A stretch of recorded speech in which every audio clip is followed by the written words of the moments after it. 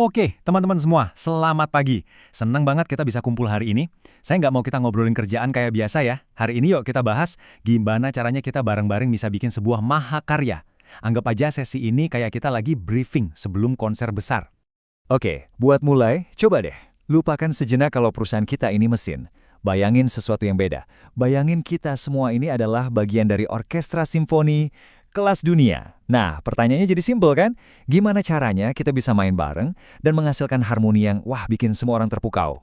Di dalam orkestra kita ini, penting banget buat diingat. Nggak ada peran yang nggak penting. Serius, mau kamu itu di tim marketing yang jadi biola utamanya, atau di tim support yang mungkin perannya kayak pemain triangle, setiap orang, setiap kita itu krusial banget.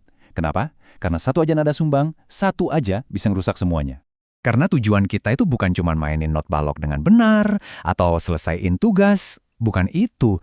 Tujuan kita jauh lebih besar. Kita mau menciptakan sebuah pengalaman yang bikin penonton kita, ya pelanggan kita itu, sampai berdiri dan kasih standing ovation. Oke, pertanyaannya, gimana caranya?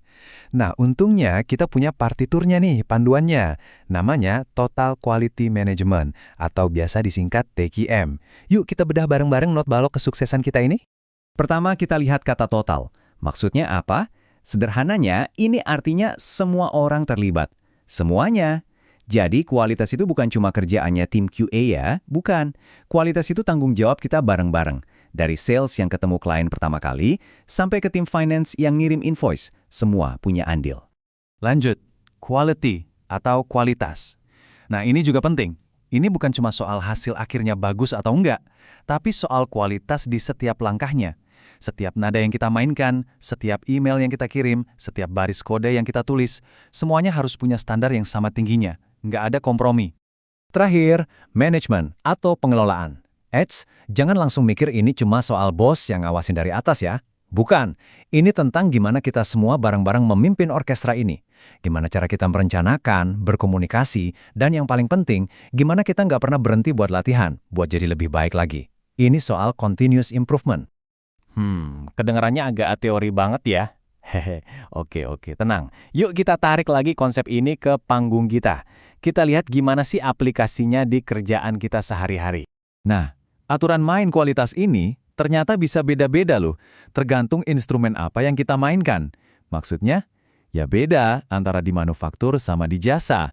Coba deh kita lihat perbandingannya. Kalau di manufaktur, kualitas itu ibaratnya kita mastiin setiap instrumen dibuat dengan presisi sempurna. Nggak boleh ada cacat sedikit pun. Fokusnya di produk. Tapi kalau di jasa, nah ini beda.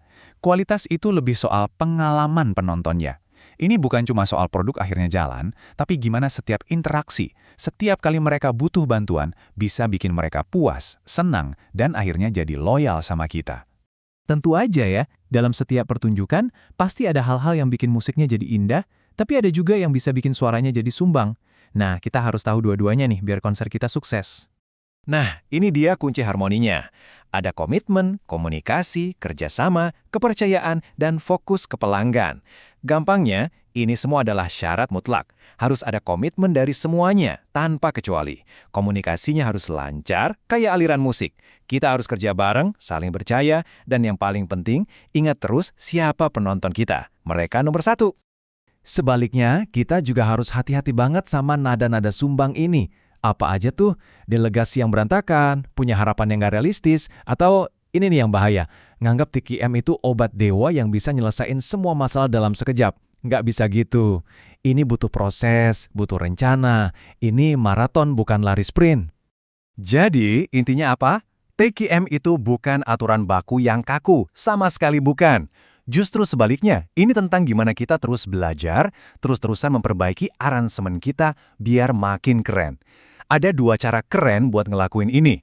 Yang pertama namanya benchmarking. Gampangnya gini, kita nonton konser orkestra lain yang udah jago banget. Kita pelajari, wah, kok mereka bisa main sebagus itu ya? Terus kita ambil ilmunya, kita adaptasi, kita terapin di orkestra kita sendiri. Nah, yang kedua ini lebih gila lagi, namanya re-engineering. Kalau benchmarking tadi kan kita belajar dari orang lain. Kalau ini, kita bongkar total lagu kita sendiri, bener-bener dibongkar, terus kita tulis ulang dari nol. Tujuannya, buat menciptakan sesuatu yang bener-bener baru, yang jauh lebih dahsyat dari sebelumnya. Oke, kita udah sampai di bagian akhir. Yuk, kita rangkum semuanya jadi satu misi bersama. Jadi, buat apa sih kita latihan-latihan ini semua? Apa goal akhirnya? Dan inilah misi kita. Ini yang harus kita pegang. Kualitas itu bukan cuma bikin pelanggan puas, enggak. Kita mau bikin mereka senang. Kita mau melampaui ekspektasi mereka, sampai-sampai mereka terinspirasi. Itu target kita. Sebagai penutup, saya mau kasih satu pertanyaan buat kita renungkan masing-masing. Coba pikirin, apa instrumen yang kamu mainkan di orkestra kita ini? Nah, setelah kita ngobrolin semua ini, gimana caranya kamu akan memainkan instrumen itu dengan lebih baik lagi mulai besok? Coba dipikirin ya. Terima kasih banyak semuanya.